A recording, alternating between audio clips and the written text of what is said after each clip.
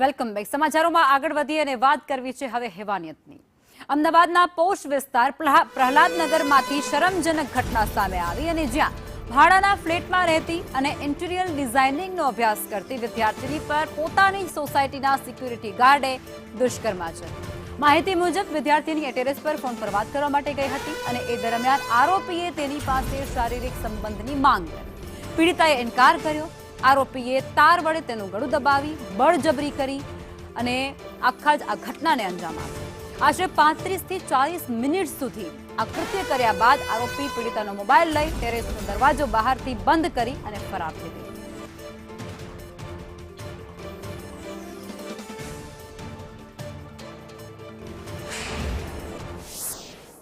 CP સાહેબ ખાસ તો ચેલેન્જિંગ હતું આરોપીને ઝડપવો, કારણ કે ખૂબ જ દુઃખદ ઘટના હતી અને આ ઘટનામાં જો આરોપી ન ઝડપાય તુરંત તો તે ક્યાંય ભાગી શકે. કેવી રીતે આરોપીને ઝડપવામાં? જી, આજે ગઈકાલે રાત્રે એ જે દુષ્કર્મની દુઃખદ ઘટના બની, પોલીસને જાણ થતાં તાત્કાલિક તમામ પોલીસ દોડી આવી હતી અને ફરિયાદ નોંધવાની કાર્યવાહી, એની સાથે સાથે મેડિકલ હેલ્પ અને મેડિકલ ચકાસણીની કાર્યવાહી શરૂ કરવામાં આવેલી હતી.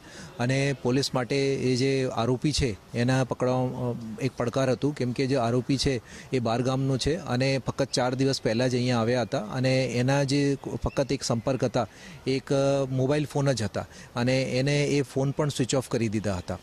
અને જ્યારે પોલીસને આરોપીને શોધવા માટે એ સીસીટીવી ચેક કર્યા તો ખબર પડી કે એ પોલીસ જે છે એને વધુ ટીમની જરૂરત પડશે, તો પોલીસ દ્વારા 10 ટીમો બનાવી, જેમાં લોકલ ક્રાઇમ બ્રાન્ચ, સ્થાનિક પોલીસ તેમજ ક્રાઇમ બ્રાન્ચની ટીમો હતી અને તમામ જે રૂટ છે એની મેપિંગ કરીને રોડ ઉપર જેટલા સીસીટીવી છે પોલીસ કંટ્રોલ દ્વારા, એની સાથે સાથે જે દુકાનો રાત્રે જ ખોલાવી તમામ જગ્યાએ એને ટ્રેસ કર્યો અને એની સાથે સાથે જે 3 રેલવે સ્ટેશન છે ત્યાં પણ રેલવે પોલીસ અને સ્થાનિક પોલીસ સાથે સંપર્ક કરીને અને ખુદ પોતાની ટીમો પણ દોડાવીને ત્યાં ટ્રેનો જે છે એની તપાસણી કરાવી. અને અહીંયા જે સીસીટીવીમાં એના ફોટા જ્યારે દેખાયા પછી પોલીસ ચાલતી જ બધી જગ્યાએ એને ટ્રેસ કરતી ગઈ અને સવારે 7-8 વાગ્યાના અરસામાં એ હેબતપુર પાસે એ ઝડપાઈ ગયા હતા. આજે દુષ્કર્મની ઘટના છે એ ખૂબ જ ગંભીર ઘટના છે અને એમાં તપાસ જે છે એ ખૂબ જ સાયન્ટિફિક તરીકે અને ખૂબ જ ગંભીરતાથી થાય છે. એમાં જે પુરાવા છે એમાં FSL તાત્કાલિક આવી ગઈ હતી અને FSL દ્વારા એ પુરાવા એકત્ર કરવામાં આવ્યા છે. એની સાથે સાથે પીડિતાના મેડિકલ ચકાસણી કરવામાં આવી છે. આરોપી છે એની પણ અત્યારે મેડિકલ તપાસણી ચાલુ છે, એના DNA સેમ્પલ લેવામાં આવી રહ્યા છે. એની સાથે સાથે જે ડિજિટલ પુરાવા છે એમાં CCTV ફૂટેજ છે ત્યાં જગ્યાના અને આજુબાજુના, એ પણ એની હાજરી પુરવાર કરવા માટે એ કરવામાં આવ્યા છે. આજે સિક્યુરિટી કંપની છે એની ખૂબ જ ઘોર બેદરકારી છે. આજે કંપની છે એને ફક્ત કોઈ રેફરન્સથી જ એમને જ સિક્યુરિટી ગાર્ડ મૂકી દીધા હતા.